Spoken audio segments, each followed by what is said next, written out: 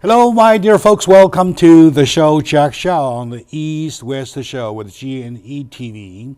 As it has been promised for many times that whenever there is an issue at stake, we try everything possible to bring information to you for the answer of it, for the education of it, for everything, because we always pay to learn.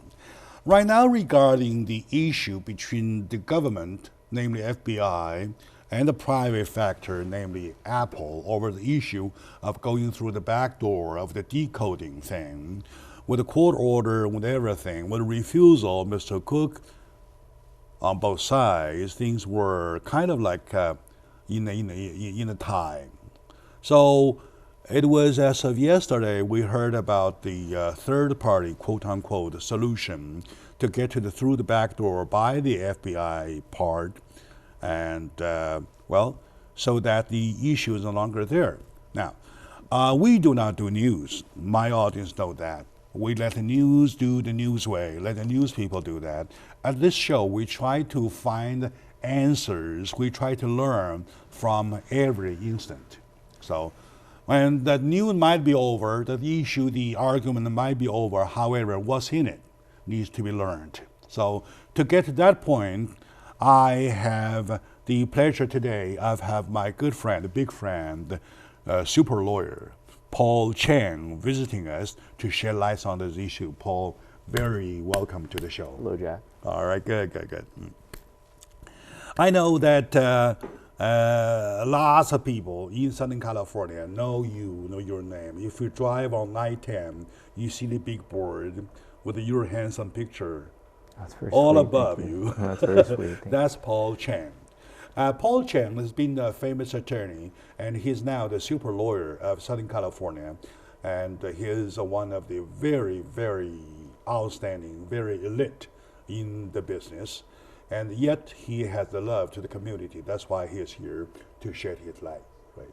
So to most of my audiences, it is not an issue that everybody is aware about what is being argued for the past month over this Apple versus government or government versus Apple issue. So would you give us some little update or briefing, please? Well, I think that most people, they believe that it's an issue of a right of privacy. I think it goes a little bit deeper. I think overall, the issue is, does private entities, including private citizens, have an affirmative duty to act when the government requests them to do something, and if it's in the interest of national security. And so the general answer is no, that general citizens, as well as Apple, does not have an affirmative duty under the Constitution to do an affirmative act when the government requests it. So let me give you an example. If someone has a heart attack in front of you and dies, and you can help them, you can, and you don't, you cannot be arrested because there's no affirmative duty or obligation for you to help them. In the same situation here, except you're a doctor on duty. Except if that you're is a doctor on duty. Yeah, if that is your duty, I see. Right? If that is your job duty to do so, but on average, there is no affirmative right or obligation that the government has to require you to do something. And because of that, I think Apple is in the right. Although, obviously, I'm not Apple. We would hope that Apple could help. But the reality is that there's no affirmative obligation for Apple to help. I see. Now that they say that the FBI has found a solution through a third party, yes, that they went in successfully decoded the backdoor thing.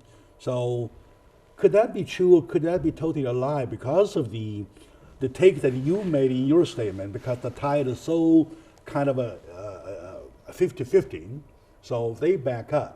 Everybody backed up. Oh, let's fake a situation. We have this problem resolved. We drop the issue and we just walk away from it. Could that be the fact?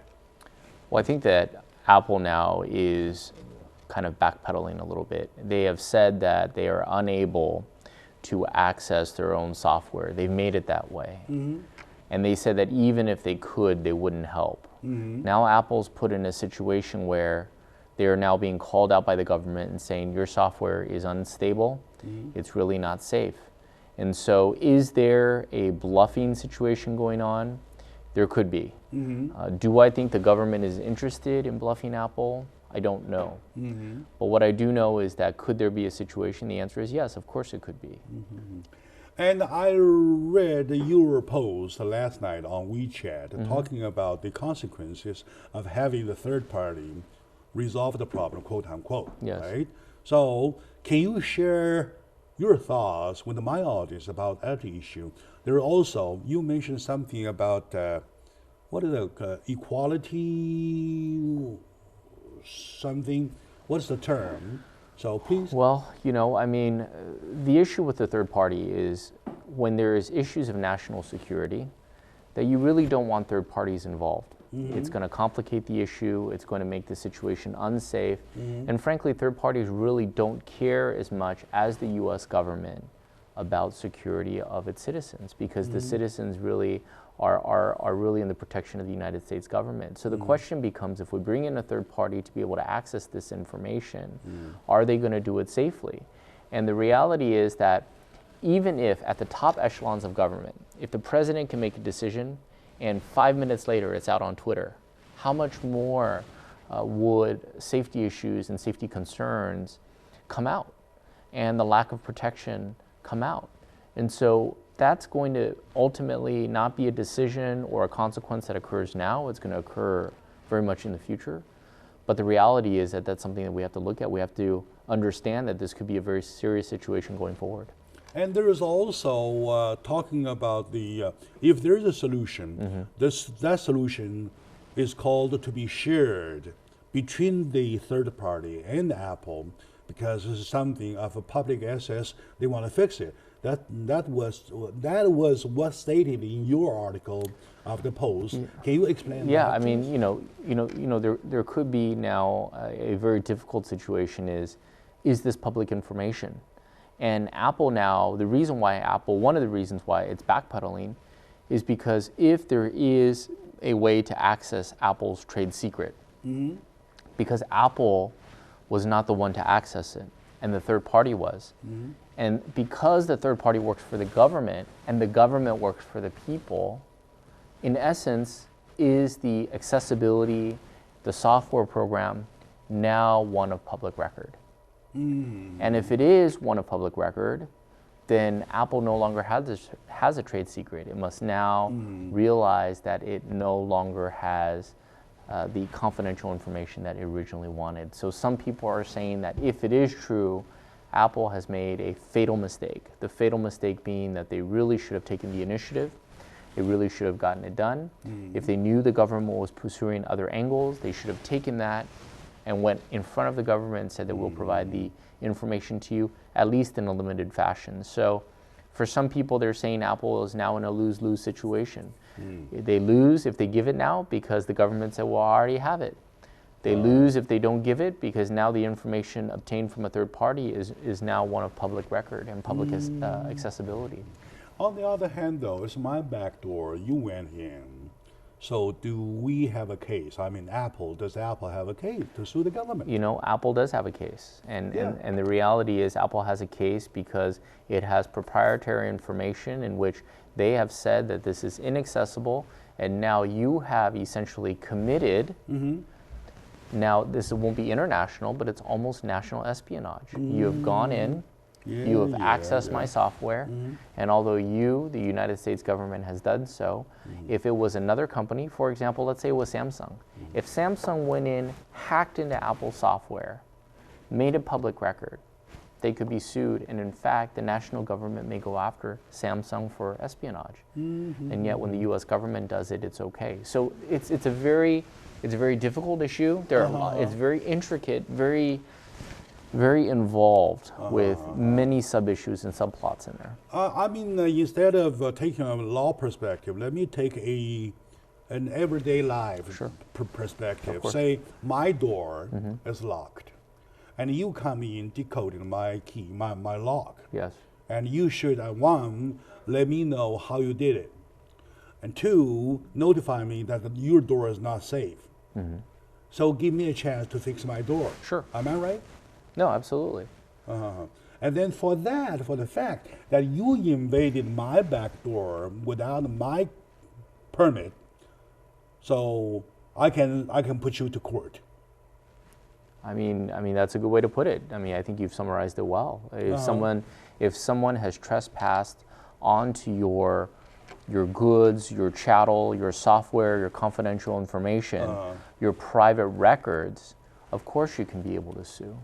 That's exactly why instead of everybody saying that the case is over, you on your post say, no, it's not over. No, it's not over. There might be something, right? It's not over in the least. And actually, this is something that Apple may pursue. And being that they are Apple, being that they constantly have many litigation cases, I believe that they may take this up. They may actually sue. They may actually sue the government, right? Absolutely. Namely FBI. For damages. Right, for damages. Yes. All right, good. All right. Well, when we come back, we'll talk about the damage to consumers. Yes. Of course, not Apple, it is consumer Apple, right? Of course. Okay, now, my dear audience, today I have the pleasure of having my good friend, the Top Gun attorney. You're not a soldier. I mean, I'm just using that term, the top attorney, super lawyer of Southern California, in Southern California, Mr. Paul Chang, to shed light on the FBI versus the Apple issue. It's the government versus the private entity issue. It's the government versus we the people issue, something like that. So we came to a point that we were talking about damage. And let's take a short break. When we come back, we'll pick up from the point to go on to see about us, the consumers, right? So we'll be right back, shall we? Yeah. We'll be back. Hello, dear folks. Welcome back to the show, Jack Xiao on the East-West Show with G&E TV. Today, our subject is government versus Apple, FBI versus us, the people, or whatever you may put it. With me today is my good friend, reliable friend, Paul Chang, attorney at law of Southern California, and he is very famous is the word, very popular. And luckily, I did not have a chance to let him handle my case. Next time, no, I won't say that. I will not have any problem. But I need the knowledge from him. I need him to shed light on the issue, such as this. I believe my audience too, over the argument of government versus Apple through a court order to go into the back door of Apple, which now it says that the issue got resolved with the third party. We were talking about the damage. So you're saying the damage is caused already to Apple, right? Absolutely. Absolutely. Mm-hmm. So what kind of damage has caused us? I mean, this caused us, the consumers, as Apple users. Well, I think it's with anybody that has a smart device. Our lives now are not just placed on a computer at home. Mm-hmm. They are now accessible in a cloud. They are now on our phones. And the reality is that because so many people have placed confidential information on their cell phones, that with the access of software, it has now put the average consumer at risk. The justification that it is for the public interest, which I completely understand. I completely understand. I think that there is great public interest. The question is, does it outweigh the rights of the individual? The public interest and the public good versus the individual, or is it the public good and the public interest versus all of America? And so that's kind of the big question at hand, because I think in general, the United States has always, the court system and the law, the U.S. Supreme Court has always taken the position of the rights of the many are extremely important, and the rights of the few are just as important. But in this situation, the question becomes, is it the rights of the few as it relates to public security, national security?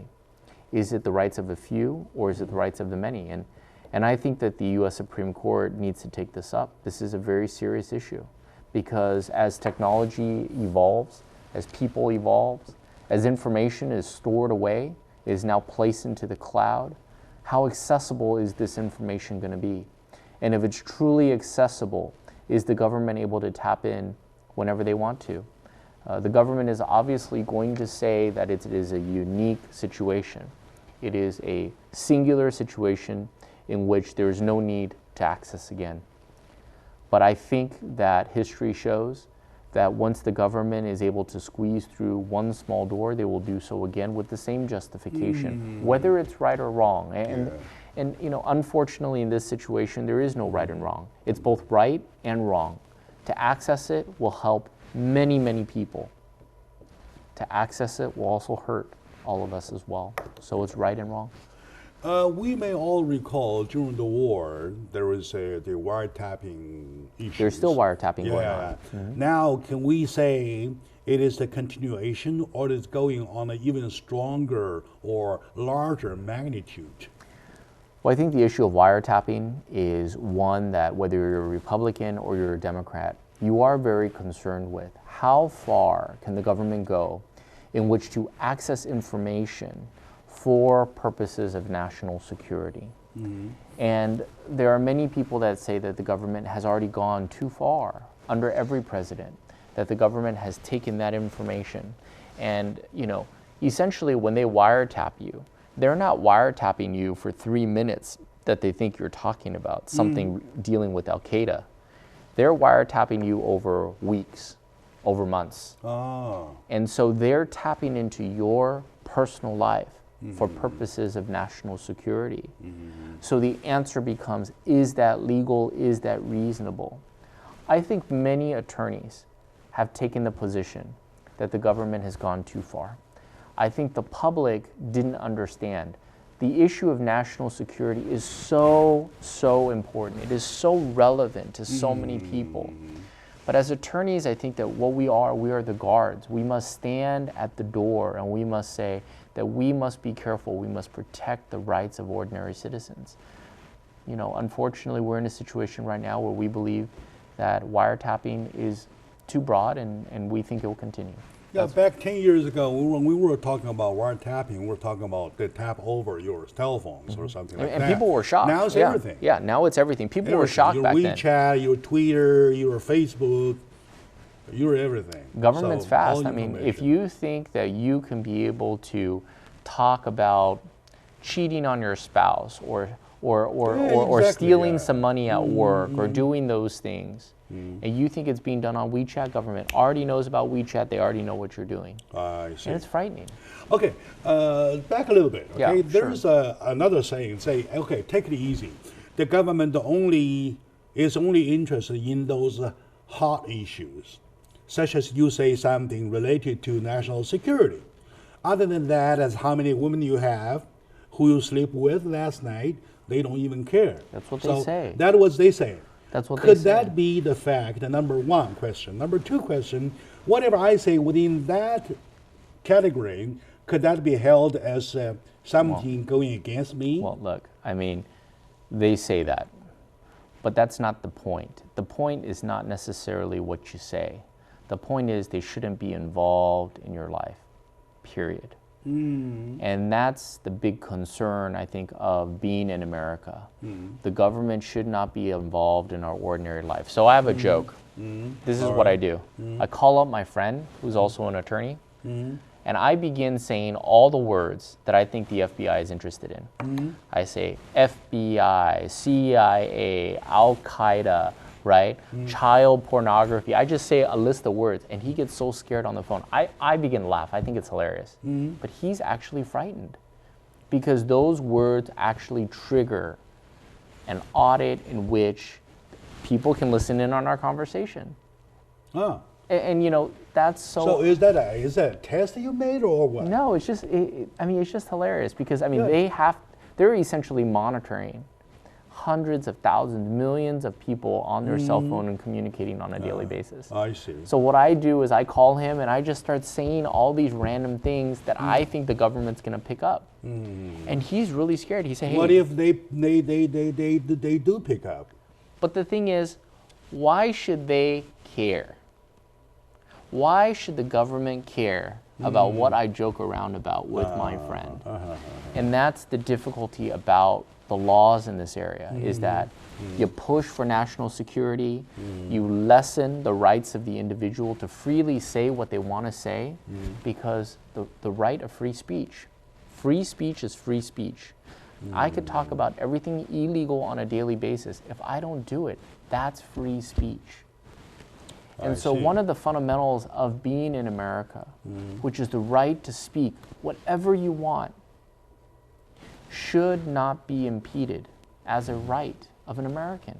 And you don't need to be a U.S. citizen to be an American. As long as your 2 feet are on the ground here in the United States, you should say what you want to say without government intervention. It's just happening on the contrary. If somebody say, I want to be some building, right? Yeah. And then next thing, he's in trouble.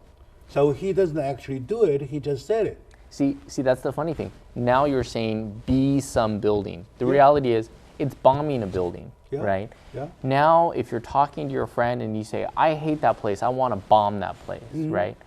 Does the government have a right to essentially invade your confidential, private conversation and to be able to meet you and say, why are you using the word bomb? And that's the unfortunate thing, is this world, unfortunately, has gotten to a place where the government must necessarily be involved. And let me tell you, they have a tough job. I don't think the government enjoys invading people's personal lives. Nobody wants to listen to you about what you ate. Nobody wants to know about your tummy pains. The government's not interested in that.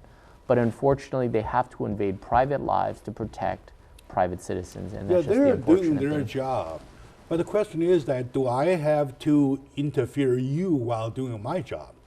So say I'm doing my host job, and then I invade your doors to peek into something for the purpose of doing my job. The right of privacy is so important and fundamental to being an American.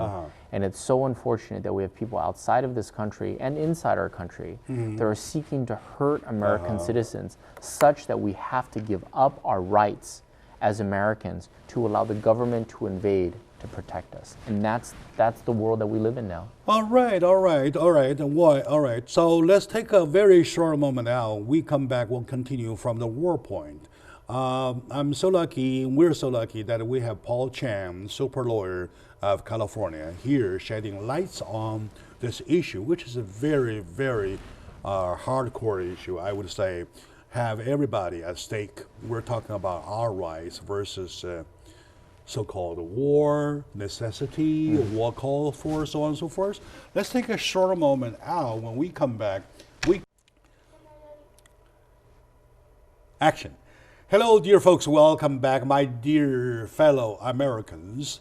Let's talk about America. So America is at discussion right now, talking about Americans' right versus American government. So do we have a right to protect ourselves as we the people, or do they have the right to protect us by invading us, we the people? It's kind of like so mystifying. At the end of last segment, my good friend Paul Chan, super attorney of Southern California, mentioned one point, that there is a saying, people say, or the biggest excuse people have is that we are at war. W-A-R, war.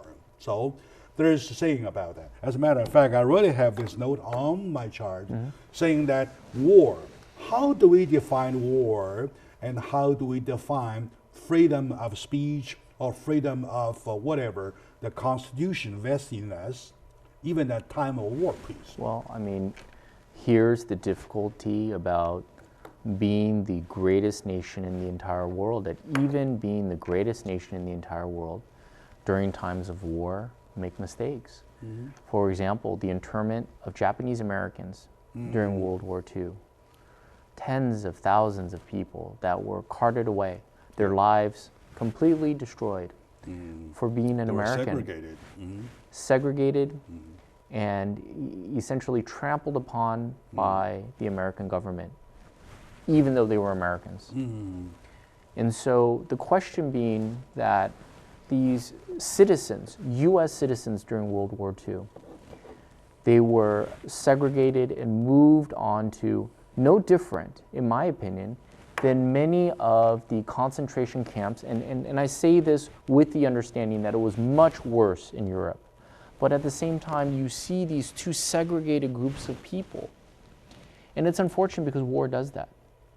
And war is upon us now, where Americans, good young boys, are being sent across the world to fight for us. And the problem is right now, people are saying, which I understand, are you going to sacrifice young men over there?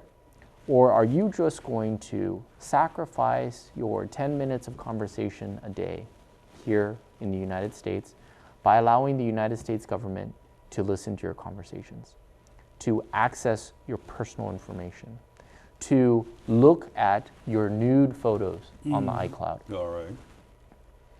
That is an answer that I think it's very difficult. I think if you talk to the average citizen, I don't think anybody wants their private confidential information out there.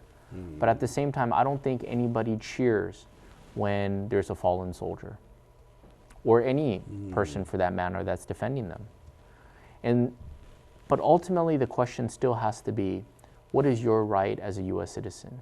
And your right as a U.S. citizen is to have the right to freedom of speech. Your right as a U.S. citizen is your right to privacy.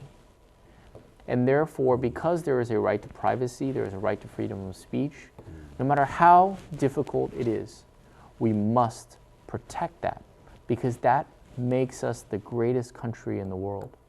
There are still some, not many politicians, that still have the U.S. Constitution in their pocket and cite to that Constitution on a daily basis during their speaking engagements. It's unfortunate it's not happening as much, and it's unfortunate, unfortunate that war is upon us, such that we have to curtail those rights, that we have to feel that maybe it's okay. It wasn't the Japanese now. Now it's more pictures on iCloud. Is there a difference? Of course there's a difference. One's human being and one's data. But it still boils down to the fundamental rights that we have under the U.S. Constitution. The same violation to Constitution. Am I right? And so we must protect that.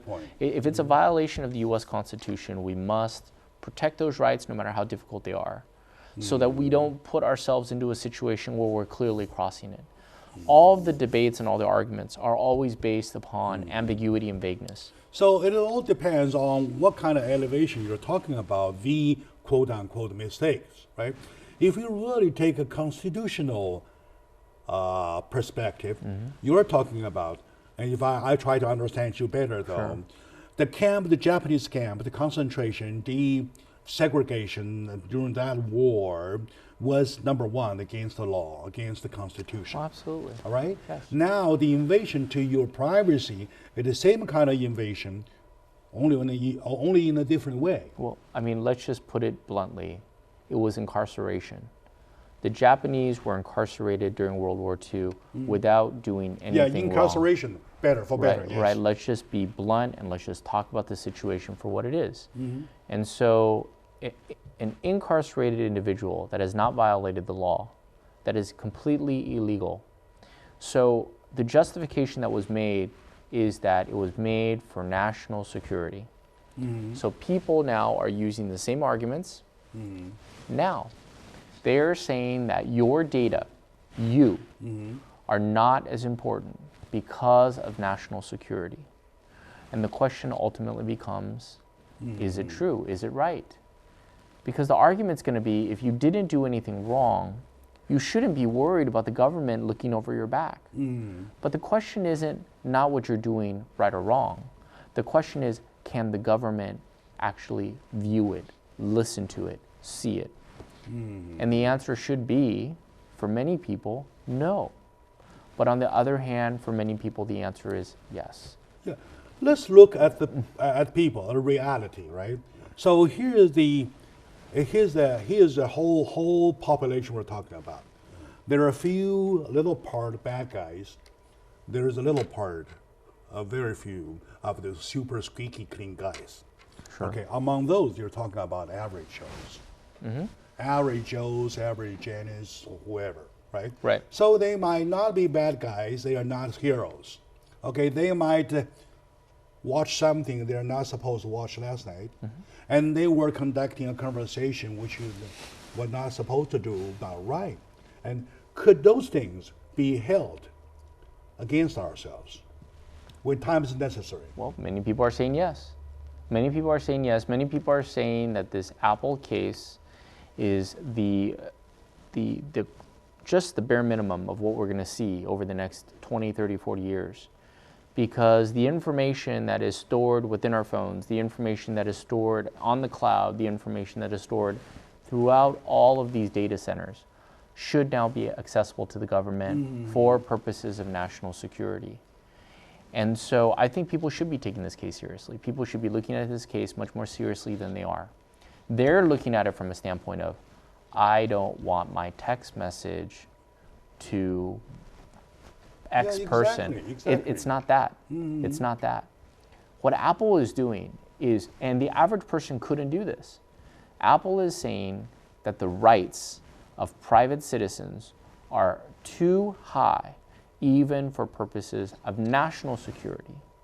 Because once that is breached and open, it would harm too many people. Obviously, there's the business side. The business side being, Your Honor, it's going to hurt our business. But I think ultimately the line in the sand that Apple should be drawing is that this is a violation of the Constitution, that everybody has a right to privacy, although when you sign up for Apple, it specifically says in their terms and conditions that you're essentially waiving your rights of privacy. However, in our opinion, I think most attorneys believe that no matter what you do, the constitutional rights can never be waived.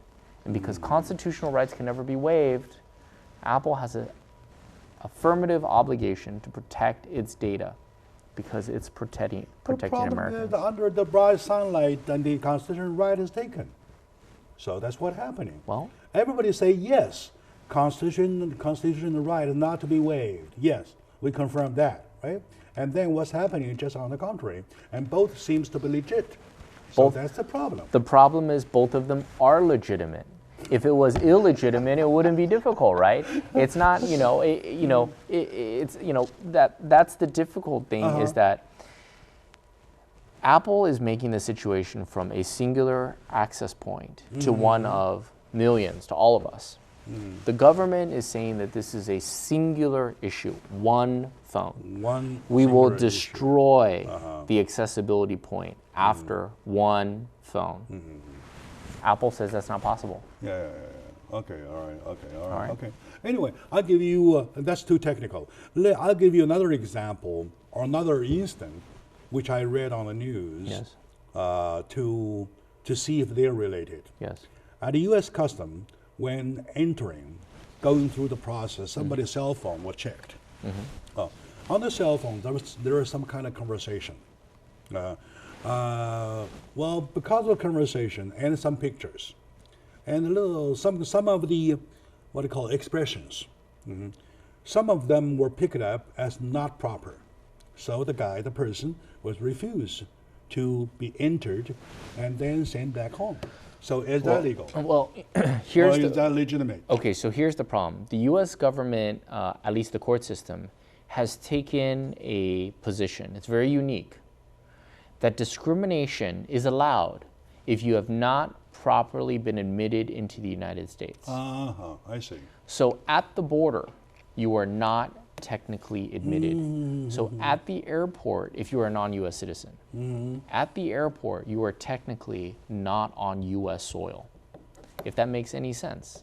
So they're saying that they can actually discriminate against you and halt your admission because you're not admitted. Now, once you're admitted into the United States, legally admitted into the United States, they cannot discriminate against you. So when we believe everybody was born equal, do we say within boundaries? You know what?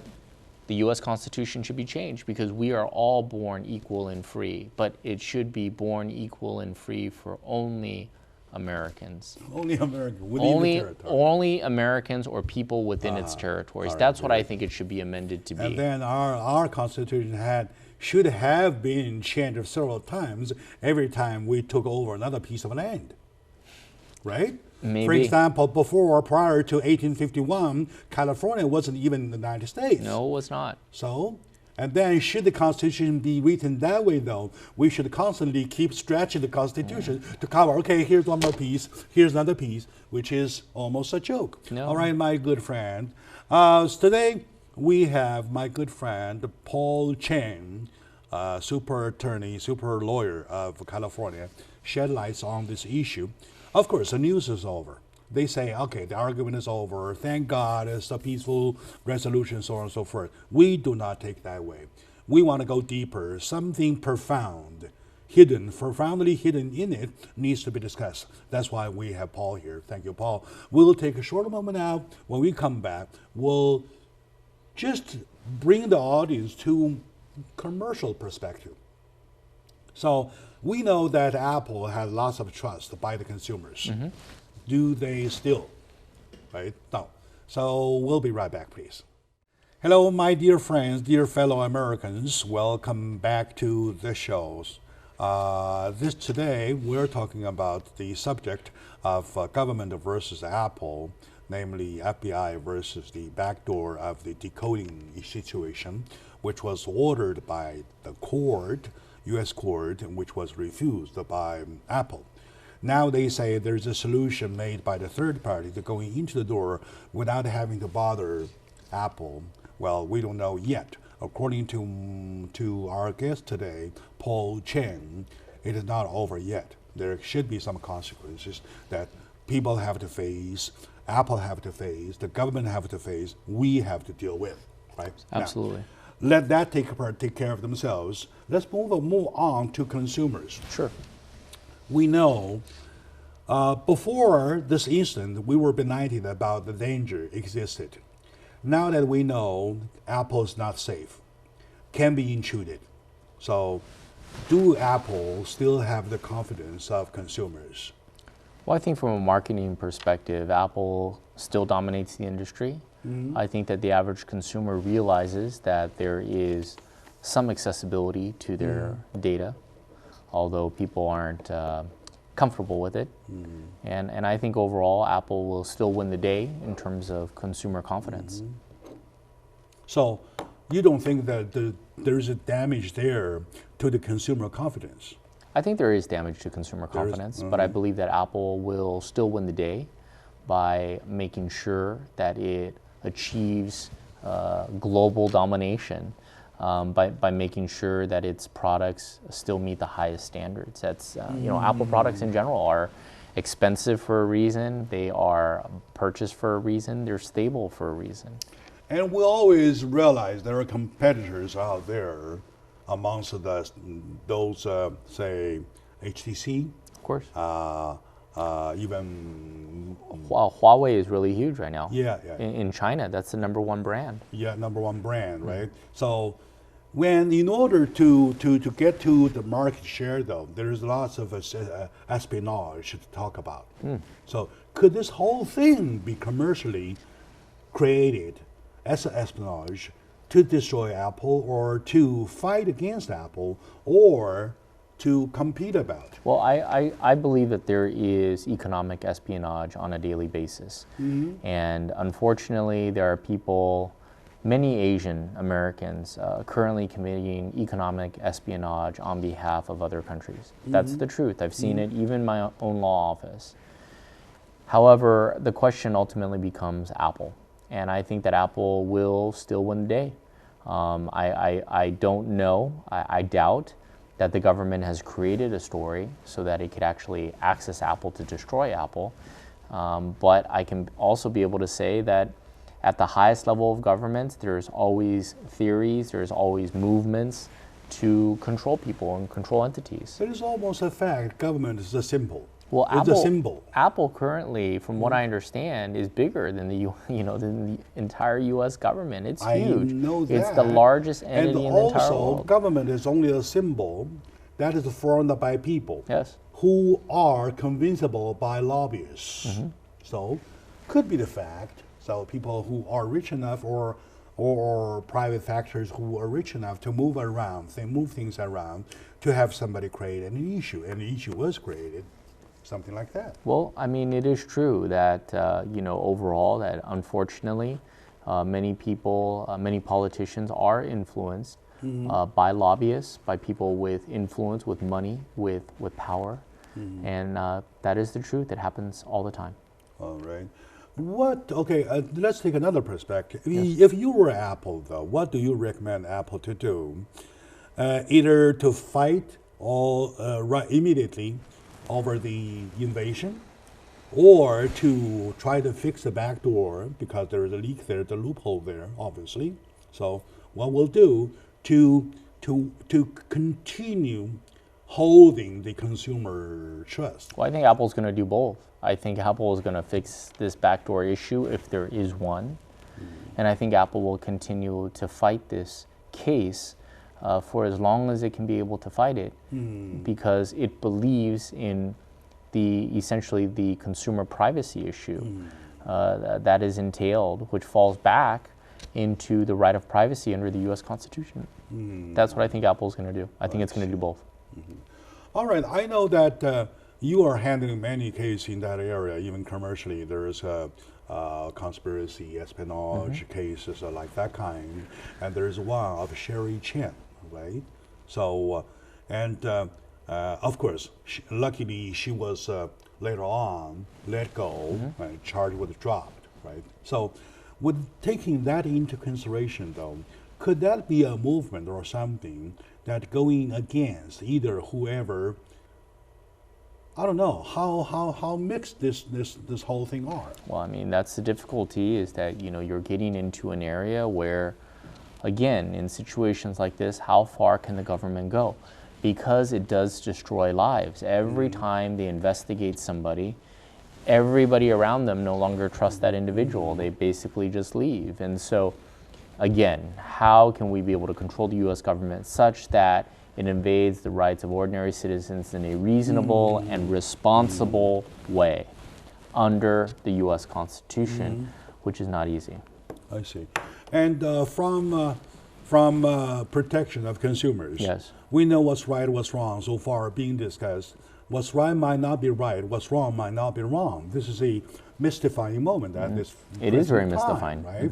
So for the protection of our consumers, as an attorney, and being the same background, so how do you advise us, not to do anything that's on the verge or that's kind of in the gray, that could be taken as whatever?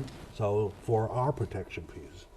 Well, I mean, the reality is that if you want something to be private, you don't put it on your on something that can be accessed. I mean, you either keep it in your head or you put it on a piece of paper and you keep it at home. That's unfortunate, because essentially that's lessening your life and the ability of to use technology, which should be accessible to everybody. But that's the reality. The reality is that you are limited in how you save your documentation, passwords, and confidential information. I see. So between friends or among friends, on a day-to-day contact each other through WeChat, through Twitter or whatever, Facebook, so what are those taboos that you recommend not to touch? Well, I mean, anything that's illegal. I mean, anything that would raise the ire or the concern of third parties. Making threats, obviously dealing in areas of promiscuous issues that the government considers to be illegal. You have to be careful of that. Sexual issues. You have to be careful of any time you make any statements, statements of violence, any statements related to guns, any threats, which, again, I say threats, it's very general. I hate X. Yeah, that can including, don't say anything, I want to kiss someone, unless you want to kiss. Right? Yeah. Oh, yeah. Right. It's strange, but that's how it is. Yeah. Very good. Okay. All right, my dear audience, today we believe that we had a very good lesson, learning a lot from this incident with with the wisdom from my good friend Paul Chen, super lawyer of California. And we thank my audience for watching. And to Paul, thank you very much. Thank you for shedding light. Thank you. Right.